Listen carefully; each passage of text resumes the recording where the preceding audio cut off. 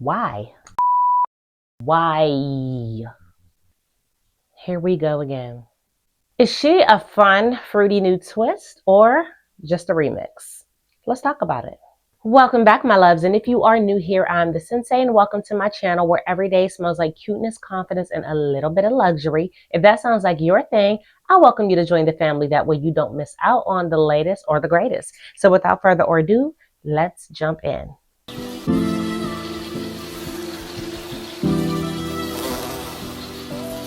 If you have been following my channel, you already know that I am very much an advocate of the Libre line. So whenever a new one drops, y'all already know I gotta be the first one to get my nose on it. First day out, period. And I've been playing with this perfume for a few days now, interchangeably with all of the other ones in the line. So now that it has been a few days, I am finally comfortable with sharing my thoughts on this perfume.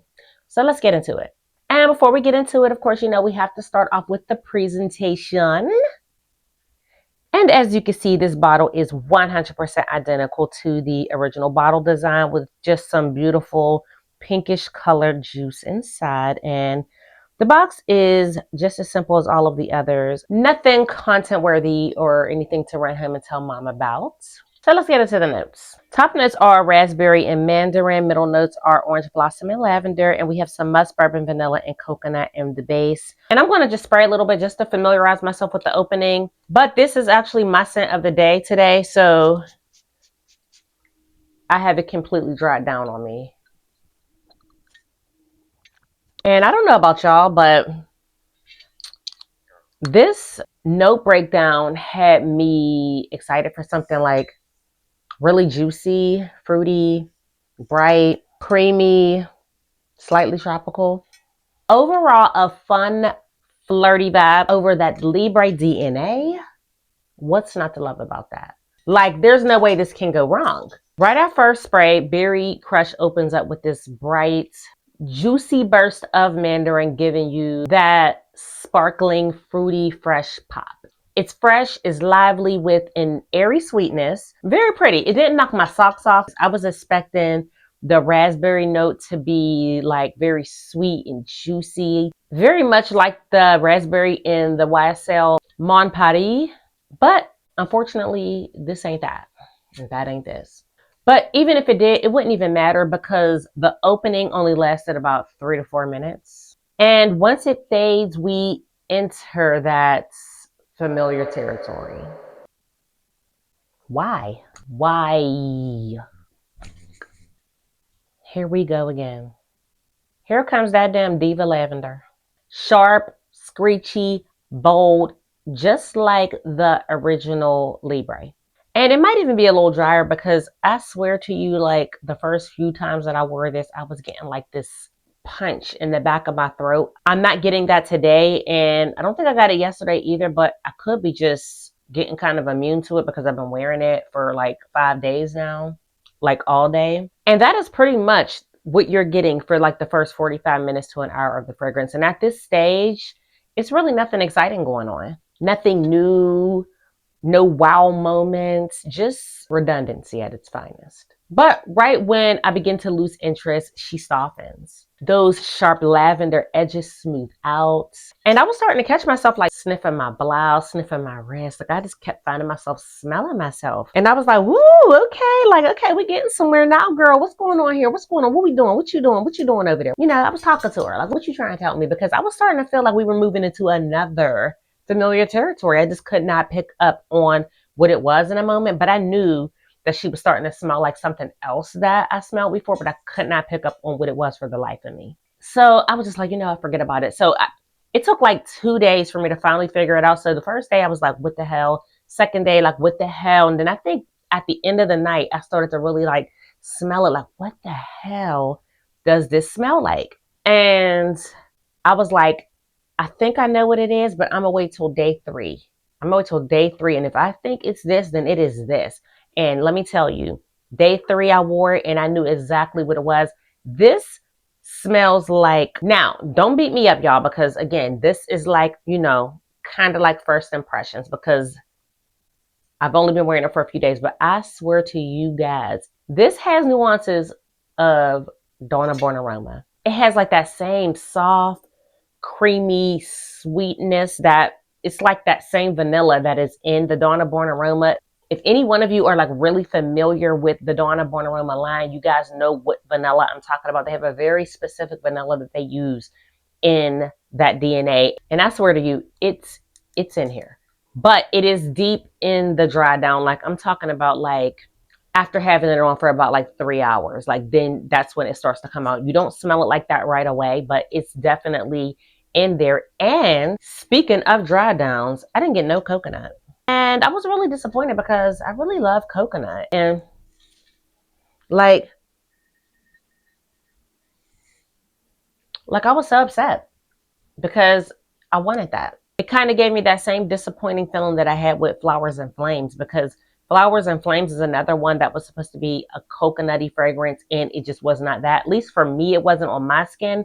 I didn't get the coconut like how I wanted to get it. Don't get me wrong, I might smell a little something coconut in there, but I don't know. That was because I was like searching hard for the coconut, but it was not the coconut that I was looking for. And I don't get any coconut in this. All I get is like musk, vanilla, and just a smooth, sweet finish. So don't go into this thinking you're going to get like tropical or beachy vibes.